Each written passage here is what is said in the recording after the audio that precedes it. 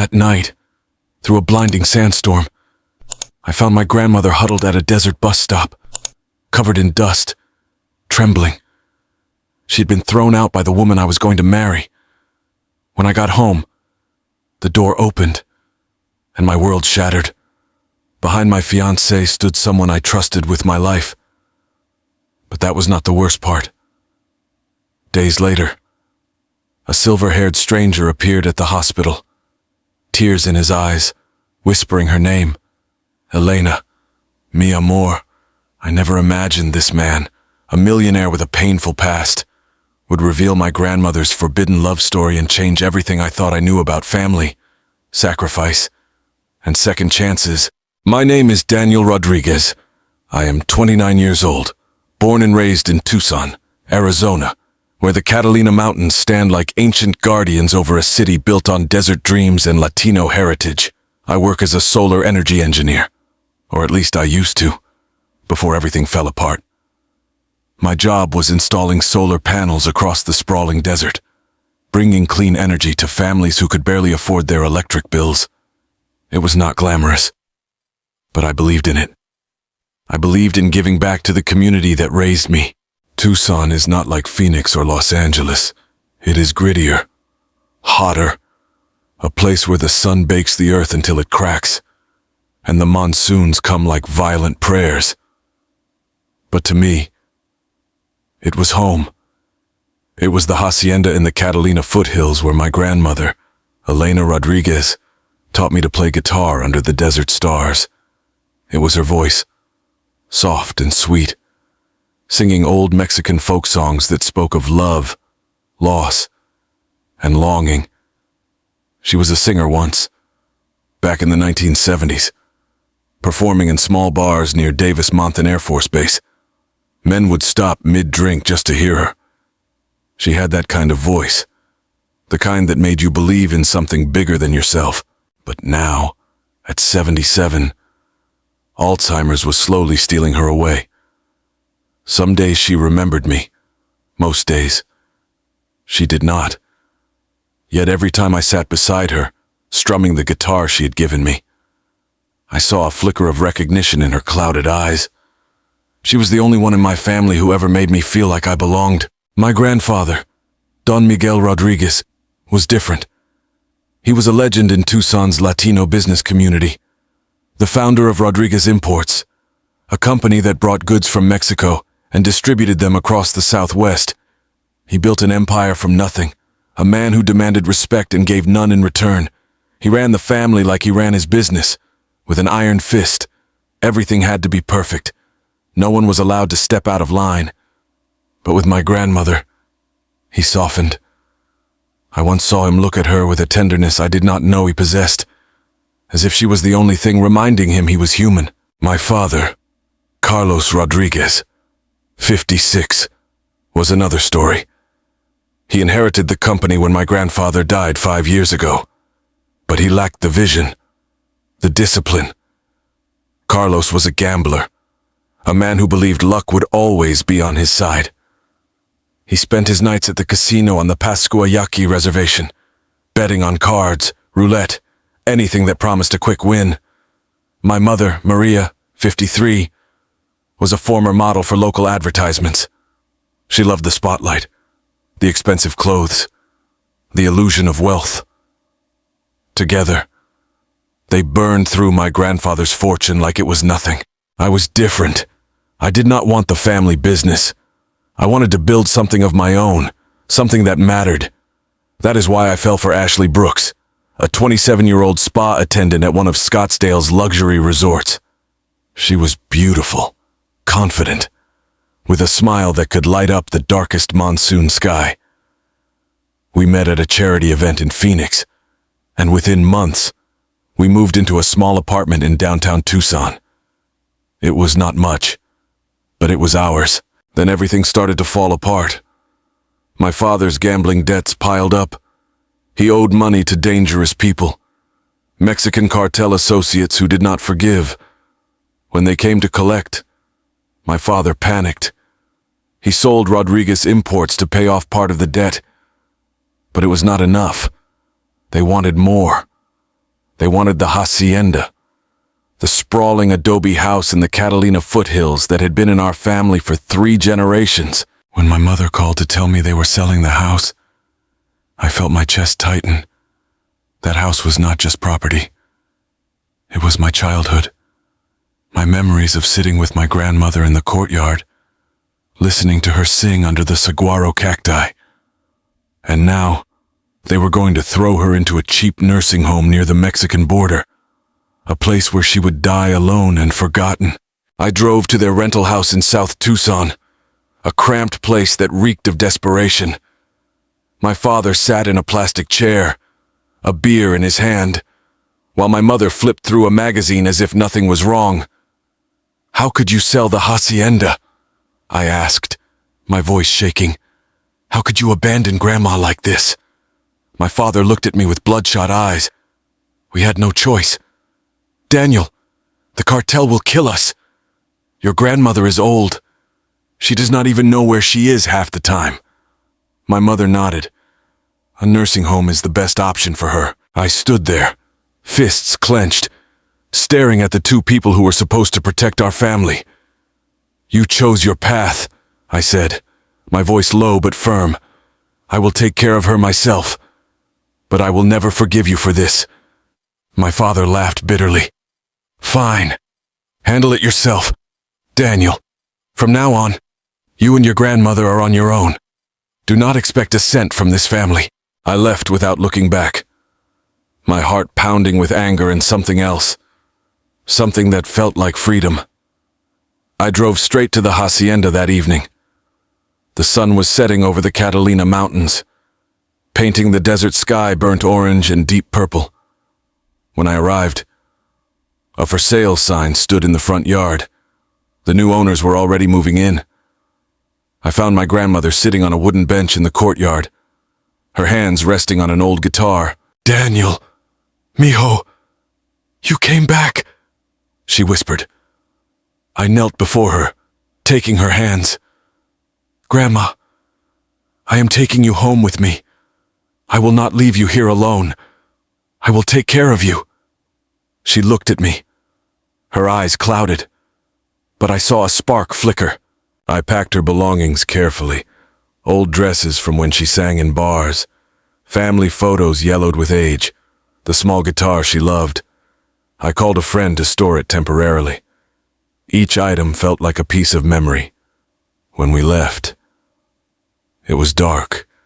The desert night was cool, stars scattered across the sky. She sat beside me, silent, hands clasped tightly. Our apartment was on the 2nd floor of an old building in downtown Tucson.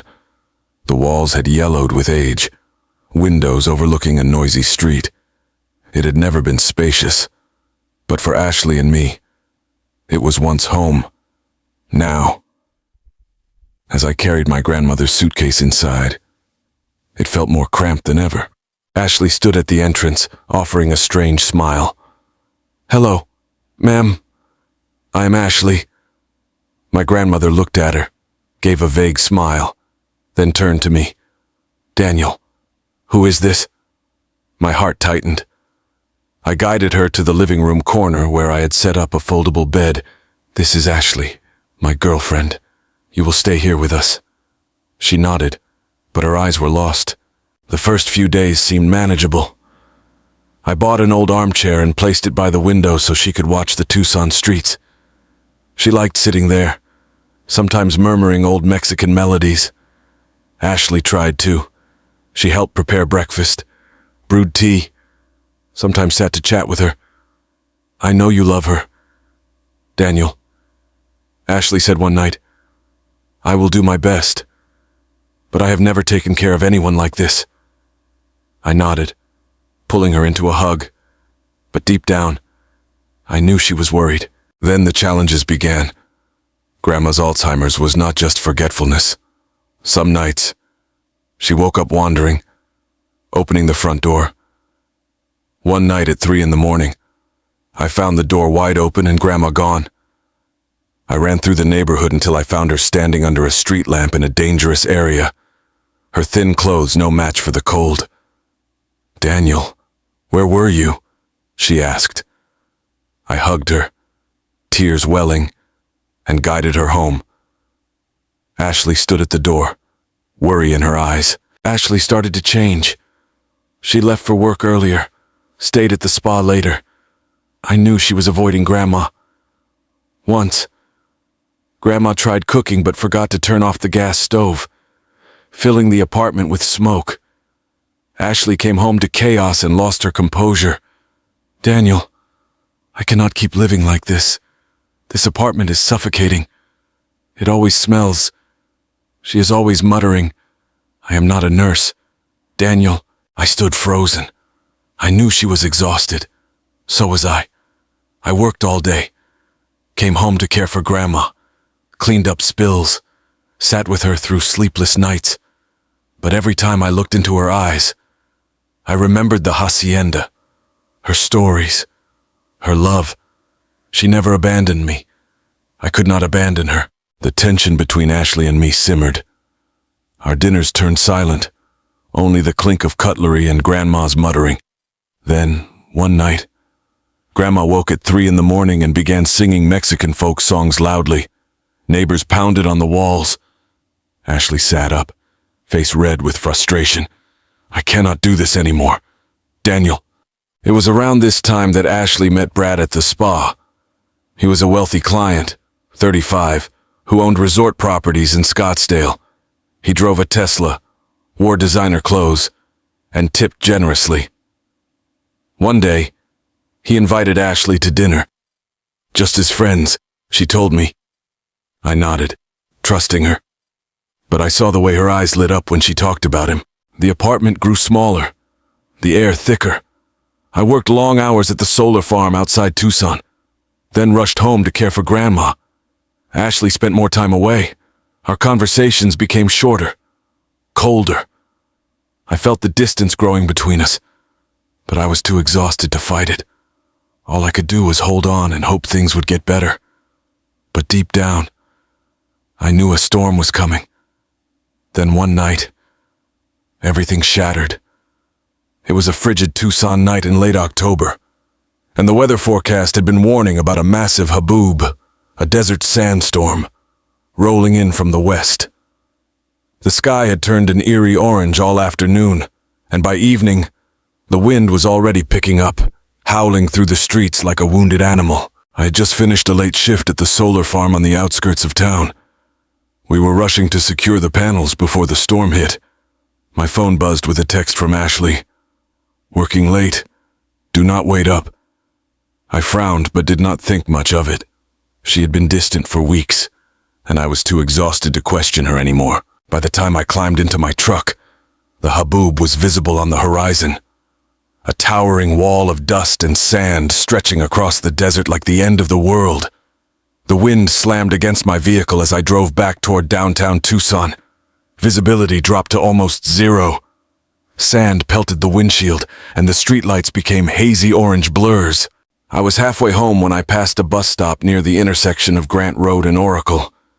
Through the swirling dust, I saw a figure huddled on the bench, barely visible. Something made me stop. I squinted through the storm and felt my heart drop. It was my grandmother. I slammed on the brakes, threw open the door, and ran toward her. The sand stung my face, blinding me, but I did not care. "Grandma!" I shouted over the roar of the wind. She looked up, her face pale, her thin clothes soaked with dust. Her eyes were confused, lost, like a child who had wandered too far from home. "Daniel," she whispered, as if unsure whether I was real or just a shadow from her fading memory.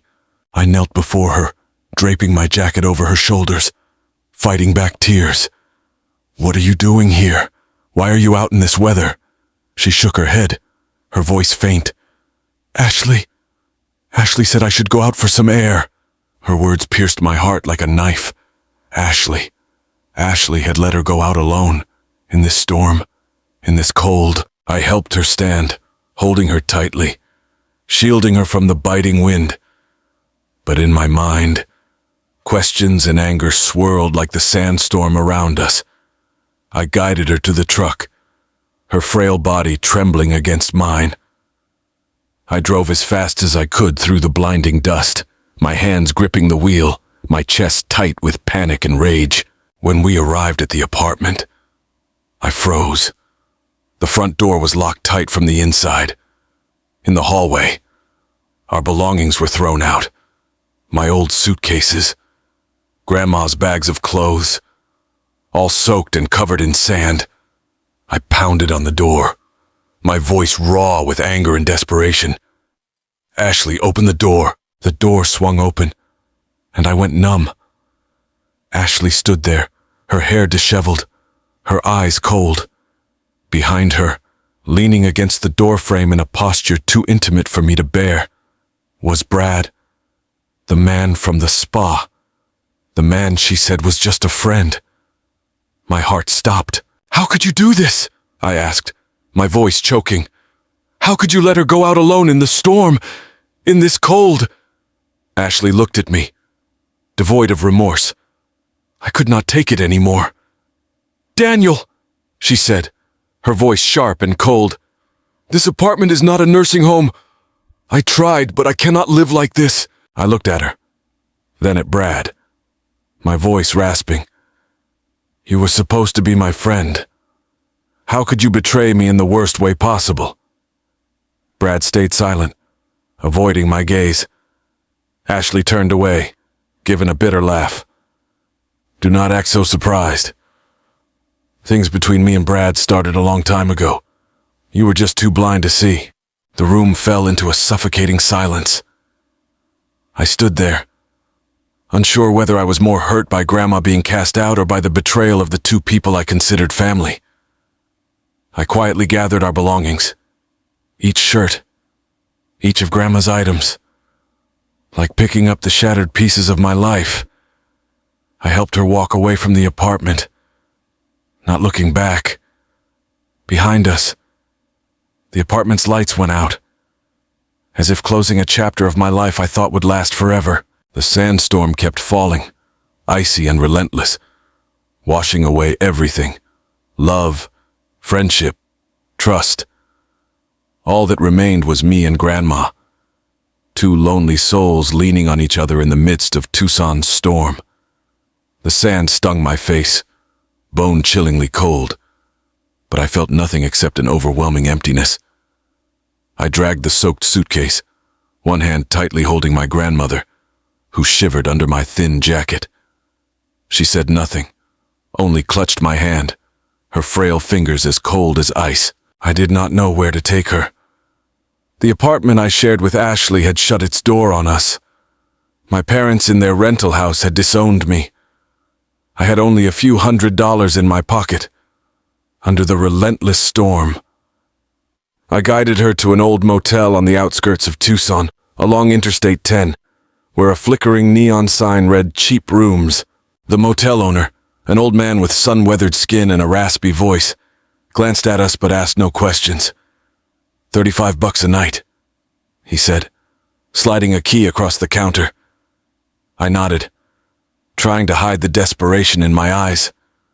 The room was tiny, with damp-stained walls and a creaky single bed. The air reeked of mold and stale cigarettes, forcing me to open the window despite the sand seeping in.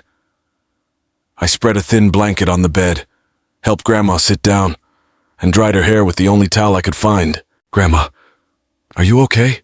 I asked, my voice trembling. She looked at me, offering a vague smile. Daniel, you are back? She whispered.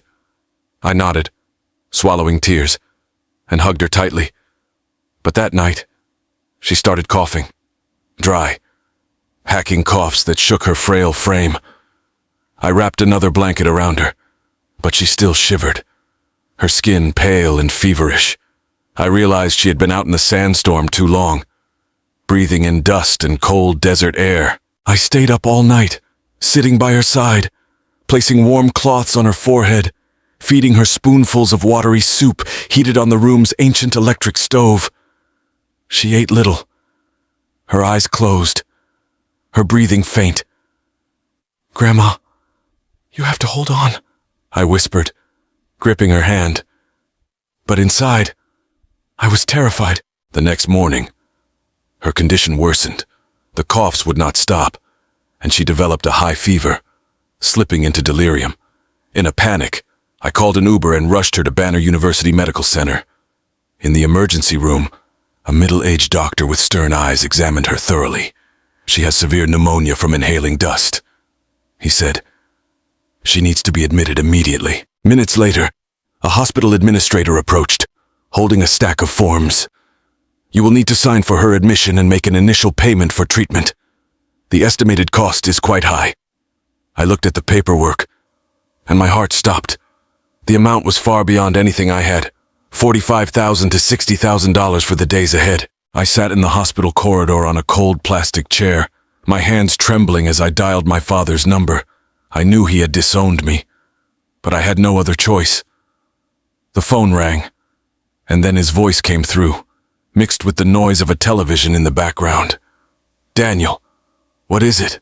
he asked, his tone as cold as if I were a stranger. I took a deep breath, trying to keep my voice steady. "Grandma is in the hospital. Dad, she has severe pneumonia. I need help. I cannot afford the medical bills." Silence. Then his voice, sharp as a blade. "We are done. Daniel, do not come to me anymore." The call ended abruptly. I stared at the phone screen, my heart shattering. I called my mother, hoping for a flicker of light, but she only said, "Daniel, you are on your own. We cannot help." The final door had slammed shut. I had no other options. I took my grandfather's watch, the only heirloom left from my family, and went to a pawn shop near the hospital. The shop owner, a man with a thick beard, looked at me with pity. "You sure about this?" he asked as I placed the watch on the counter. I nodded, though my heart ached. That watch, always on my grandfather's wrist, was a memory of him teaching me to tell time as a child. But now I had no choice. I took the meager cash from the pawn shop, $3,500, just enough to cover a part of the hospital bill, and returned to Banner Medical Center. I handed the money to the billing department. "This is all I have," I said. "I will find more." The clerk nodded sympathetically. "We will begin treatment. Your grandmother will be moved to the ICU." I sat by her bed, holding her hand. The machines beeped steadily. Her breathing was faint, but she was alive. "Grandma, I am sorry," I whispered. "I let you suffer." Tears fell onto her hand. My phone buzzed. It was my boss. "Daniel, where are you? You have been absent for 3 days without notice." I explained about my grandmother. He sighed. "I understand, but the company cannot wait forever. You are fired. Your final paycheck will be deposited." The call ended. I sat there, staring out the window at the Catalina Mountains in the distance. I had lost everything: my job, my love, my family, my pride. But when I looked through the hospital window and saw Grandma lying there, her eyes still holding a faint glimmer of trust, I knew I could not give up. She was still alive, and I still had her. The days that followed, I lived like a shadow, moving between the hospital and the rundown motel. I no longer had my phone or my grandfather's watch, only a few coins and a heavy heart. Each morning, I went to the hospital with a container of cheap soup from a nearby diner, sitting by Grandma's bed, feeding her small spoonfuls, hoping she would recover. Grandma, though frail, smiled every time she saw me. "Daniel, you are back?" she asked, her voice trembling as if I had just returned from a long trip. I nodded, swallowing tears, and held her hand tightly. 3 days later, Grandma's condition improved after intensive treatment. The doctor allowed her to sit in a wheelchair in the hospital corridor for a few minutes each day to breathe fresh air and regain some mobility. I walked beside her, holding a bowl of warm soup, feeding her while chatting, trying to make her laugh. The hospital corridor was bright with sunlight. The creak of the wheelchair mingled with the faint smell of antiseptic in the air. At the end of the hall, An older man waited to be called for a routine checkup. He wore a simple gray suit, his silver hair neatly combed, his demeanor calm and seasoned. As we passed, he froze, his gaze locked on Grandma's face, aged and frail, yet still carrying traces of the gentle woman she once was. He stood still for a few seconds, then called softly, his voice trembling. "Elena." I looked up, startled. "Do you know my grandmother?" The man smiled, but it was a shaky smile, as if stirring a long dormant memory. "I do," he said slowly. "She was once the woman I thought I would marry. If fate had not taken us down different paths." He stepped closer, his eyes still fixed on Grandma, as if seeing a figure from the past. "I am James Mitchell. I knew your grandmother a long time ago." Grandma looked at him, her eyes clouded by Alzheimer's, but I saw a spark flicker, as if a fragment of memory was struggling to resurface. "James," she whispered, then shook her head, uncertain of what she had just said. I invited him to sit in the waiting room, still wary but curious.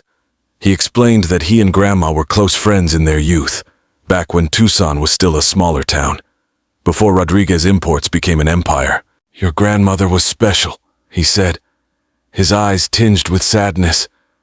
"We loved each other, but life led us down different roads.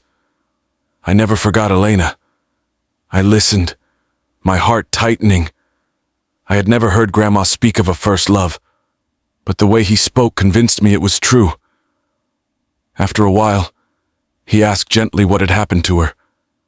I hesitated, then gave a brief account, that she was being treated for pneumonia, that we were staying in a rundown motel because we had nowhere else to go. He did not interrupt, only nodded slightly, but I saw his hand clench, and his eyes grew deeper, as if holding back a wave of compassion. Then, in a calm but resolute voice, he offered to cover all of Grandma's medical expenses. I started to refuse, but he waved me off. "Let me help. It is the right thing to do." After that meeting, I learned more about him. James Mitchell, a successful real estate magnate, a widower with no children. He had lived quietly for years. Behind his composed demeanor was a man who had endured great loss, perhaps why he so easily understood what Grandma and I were going through. In the days that followed, he visited occasionally. Each time, he brought a small bouquet of desert flowers or snacks Grandma used to love. Whenever he appeared, Grandma smiled gently, as if meeting a piece of her past that Alzheimer's had not fully erased. The more I observed him, the more I realized he was not acting out of pity. He carried a genuine affection that had endured through time. He went to the billing department and paid the full amount without hesitation. $58,000. He did not blink. "Your grandmother deserves the best care," he told me, "and so do you." Over the following days, James visited every afternoon. He would sit beside Grandma's hospital bed, holding her hand, speaking softly about the past. Sometimes she smiled. Sometimes she whispered his name, James, the pilot. Other times, she forgot and asked, "Who are you?" He was patient. "I am a friend. Elena, just a friend." One evening, as Grandma slept, James and I sat in the hospital cafeteria. He ordered 2 coffees and began to tell me the story I had never heard. In 1970, I was 22 years old, a fighter pilot stationed at Davis-Monthan Air Force Base. One night, some buddies and I went to a bar near the base. That is when I heard her voice. Your grandmother was singing on a small stage, her voice like honey and heartbreak mixed together. I could not look away. He paused, his eyes distant. I went back every night just to hear her sing. Eventually, I got the courage to talk to her. She was 25, the daughter of a wealthy Mexican import family. I was just a poor kid from Ohio who joined the Air Force to escape poverty. But we fell in love. For 6 months, we met in secret, under the desert stars, by the saguaro cacti. Those were the happiest months of my life. But her family found out.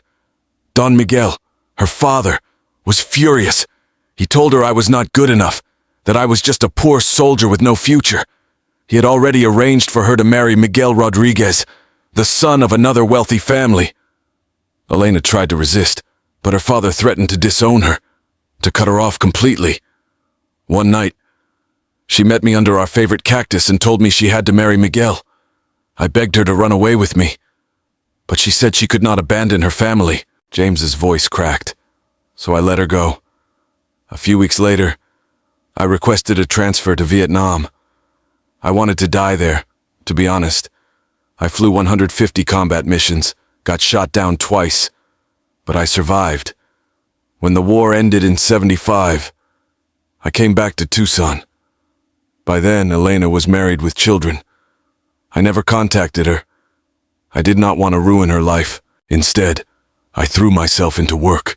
I started buying cheap desert land that no one wanted. People thought I was crazy, but I believed Tucson would grow. 20 years later, the city exploded.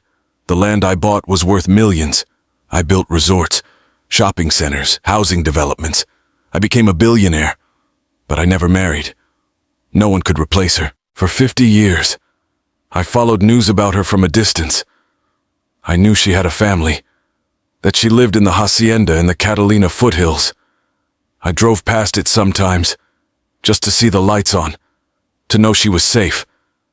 But I never stopped, until 3 days ago, when I saw her in this hospital corridor.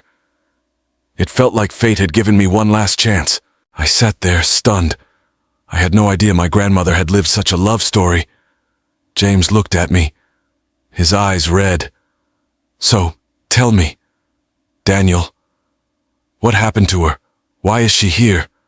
I told him everything, about my father's gambling debts, the cartel threats, the sale of the hacienda, about my parents abandoning her, Ashley's betrayal, the sandstorm, the motel, about losing my job and pawning my grandfather's watch just to pay part of the hospital bill.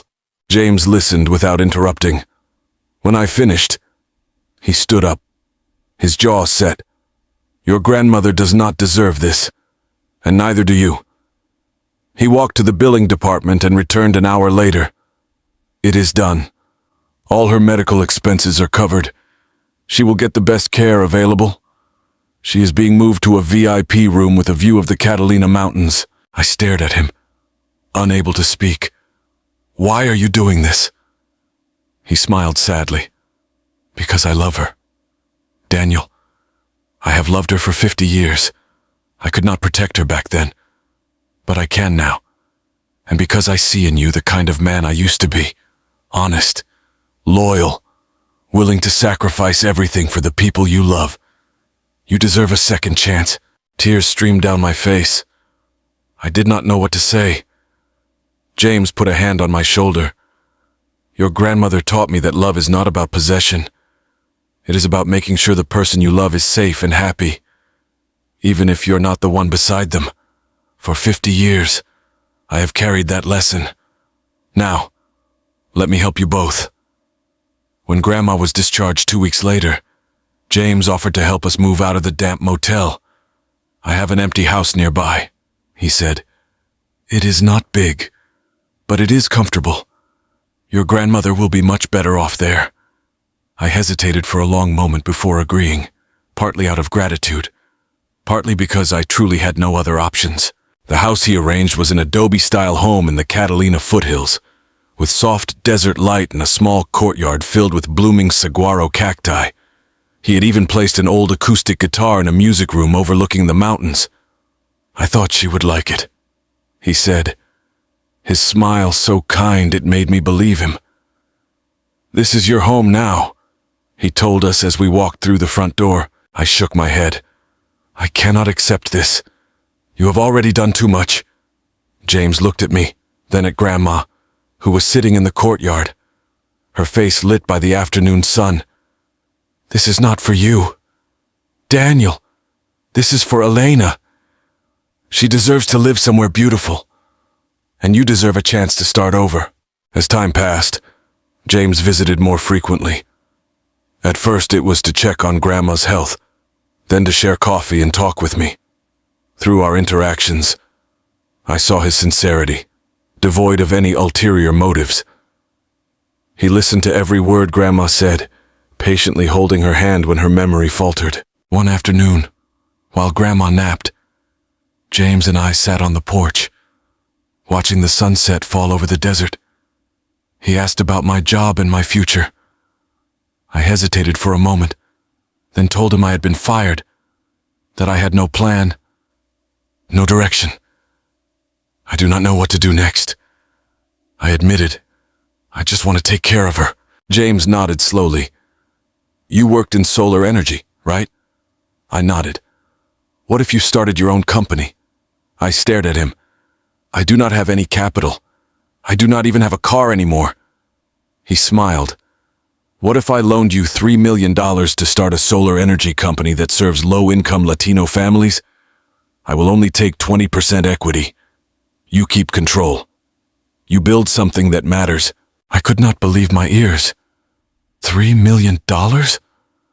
Why would you do this? He looked out at the desert, where the Catalina Mountains glowed red in the fading light. Because of Elena, because of the love I once had for her, and because I see in you a man worth believing in. You sacrificed everything for your grandmother. That kind of integrity is rare. I want to invest in it. I broke down, unable to hold back tears.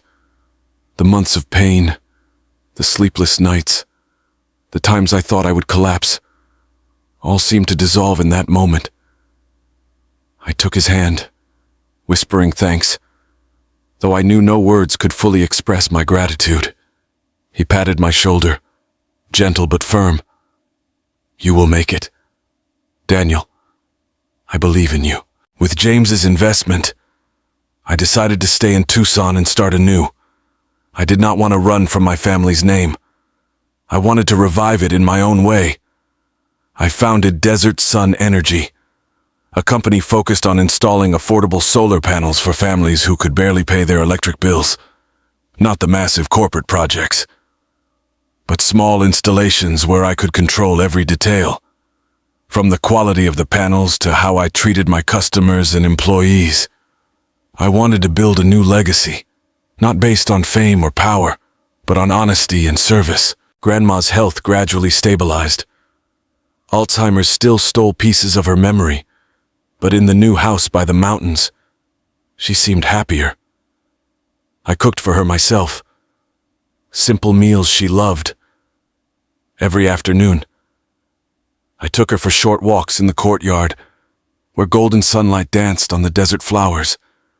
She often smiled, sometimes calling me by my grandfather's name. Miguel, it is nice out today, she would say, and I would just smile, holding her hand, not correcting her.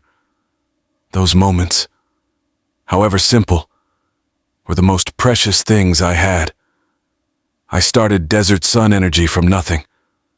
I rented a small office in South Tucson, hired 3 employees, and bought used equipment. I learned how to manage finances, how to market to the Latino community, how to negotiate with suppliers.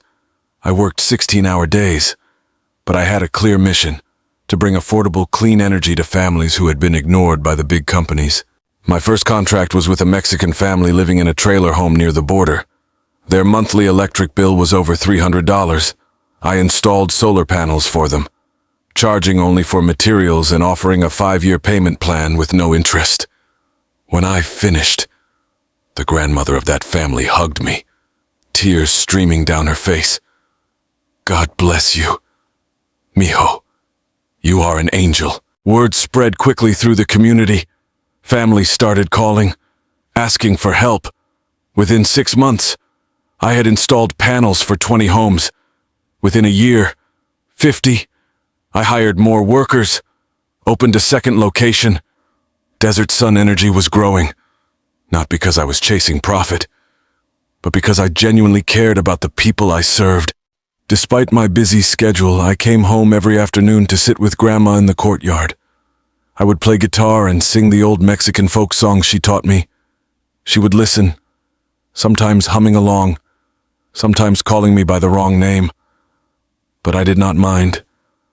Just being with her was enough.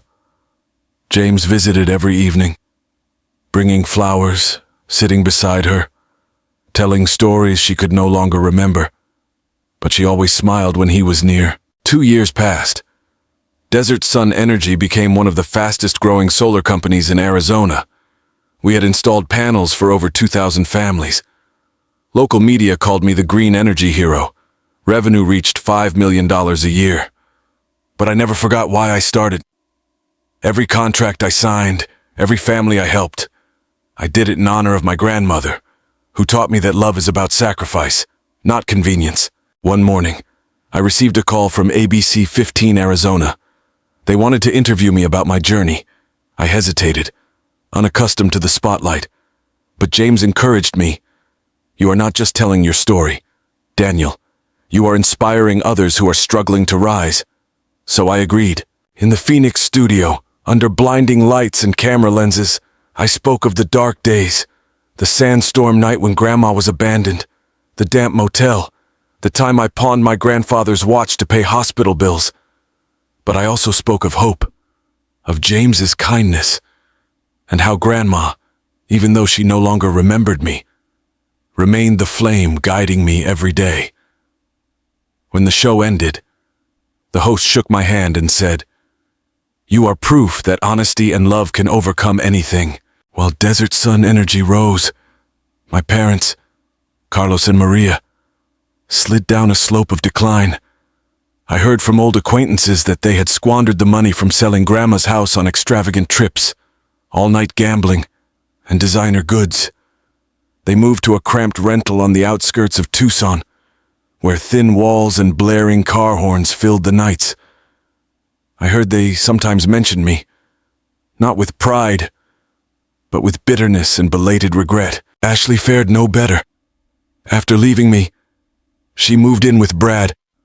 But soon enough, Brad showed his true colors. He used her, and then abandoned her when she became pregnant. I heard this from an old colleague who ran into her at a coffee shop. She looked worn out.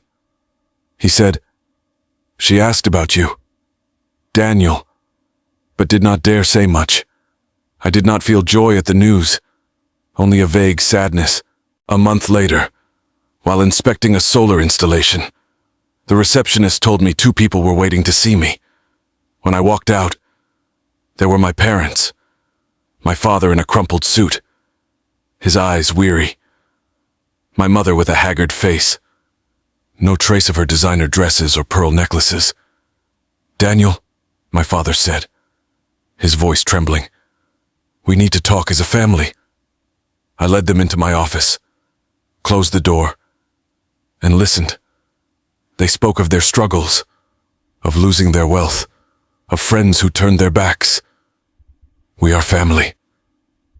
"Daniel," my mother said, tears streaming down her face, "can you not help us just a little? We need a chance to start over." I looked at them, the people who once meant everything to me, and felt a strange emptiness. I was not angry or hateful, but I no longer felt bound to them. "I have chosen my path," I said, my voice gentle but firm. "You chose yours. I cannot go back." My father's face flushed with anger. "You are ungrateful, after everything we did for you." I shook my head. "No, Dad. I just learned the lesson that family is not something to sell." They left, slamming the door behind them. I stood at the window, watching them walk away, and felt a weight lift from my shoulders. I had closed that chapter. 3 days later, Ashley appeared. She stood at my office door in a thin coat, her hair disheveled, holding a baby in her arms. Her eyes were full of regret. "Daniel, do you remember me?" she asked. I looked at her, feeling nothing. "I remember. But that person died in the sandstorm." Ashley's voice broke. I'm sorry. Daniel, I was wrong. Brad left me when he found out I was pregnant. I'm raising my son alone now. I'm not asking for money. I just want you to forgive me. I sighed. I forgive you, Ashley. But forgiveness does not mean going back. Some doors, once closed, are meant to stay shut for both our peace. I do not hate you, but I cannot reopen that door. I wish you and your son health and happiness. But not here. Not with me. She nodded, tears falling. I understand. Thank you for forgiving me. She turned and walked away, carrying her child. I stood there, watching her leave, and felt relief. I had let go of the past. That evening, I drove home early. Grandma was sitting in the courtyard under a saguaro cactus. James sat beside her, reading a newspaper. The scene was so peaceful it almost did not seem real. I sat down next to Grandma and took her hand. Grandma, I am home. She looked at me, her eyes hazy. Who are you? I smiled, swallowing tears. I am Daniel, your grandson. She nodded slowly. Daniel, that is a nice name. Then she forgot and looked out at the distant mountains. But even though she did not remember, she still smiled when I was near. She still held my hand. She still listened when I played guitar. That was love without memory. Love from the heart. Every evening, the three of us sat on the porch watching the desert sunset. The Arizona sky turned shades of burnt orange and deep purple. The Catalina mountains glowed gold in the fading light. James told stories of old Tucson. Grandma listened, sometimes nodding, sometimes humming softly. I played guitar, and for a moment it felt like we were a family. I reflected on my journey, from the desperate night in the sandstorm to now, sitting in this beautiful home with the people who truly mattered. I had learned that love and gratitude cannot be measured by money or fame. My parents chose wealth and status, and they lost everything. But Grandma, even though she no longer remembered me, taught me that caring for those who cared for you is a duty, not a burden. The nights I stayed up with her, the times I fed her soup, the moments I held her trembling hand, those were the times I felt closest to myself.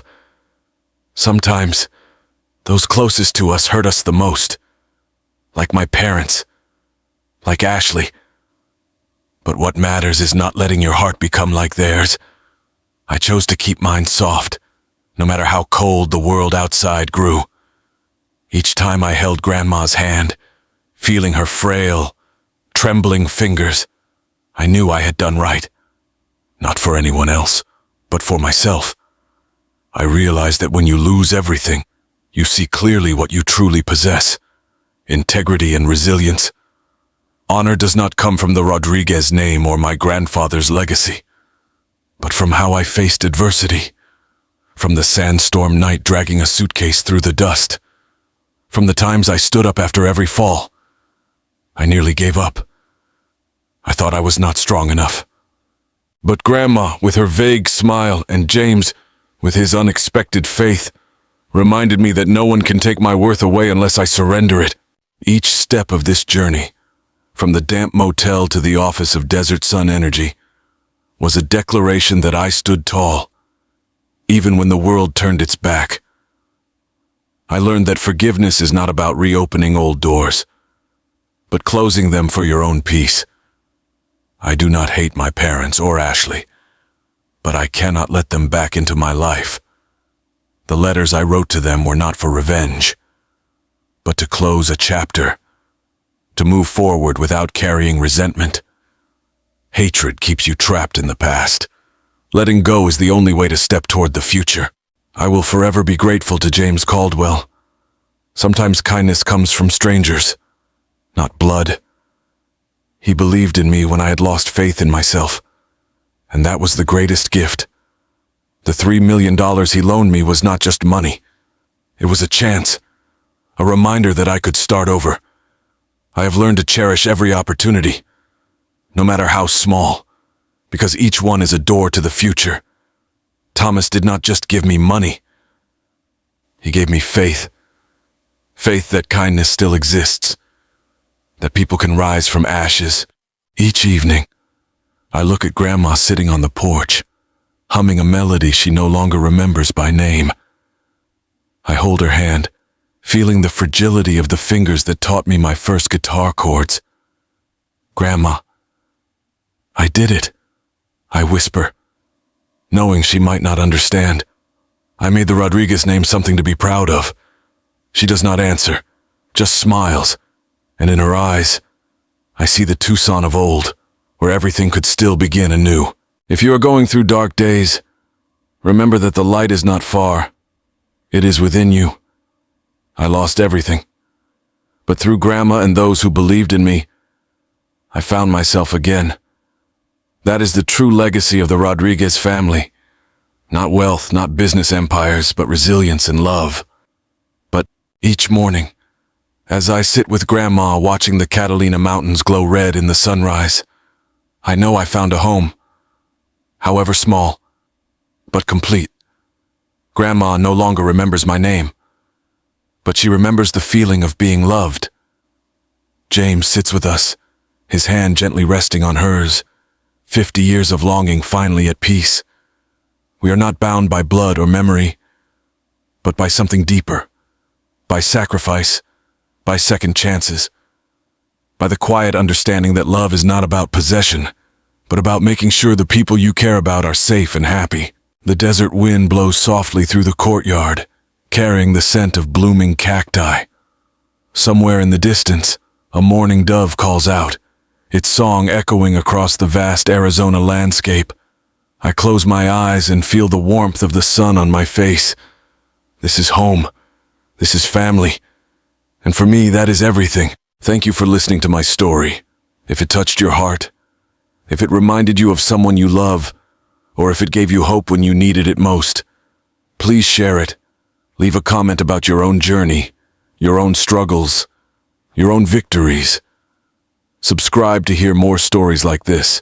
Stories that remind us that no matter how harsh life gets, there is always light at the end of the road. And that light, my friends, is within you. Always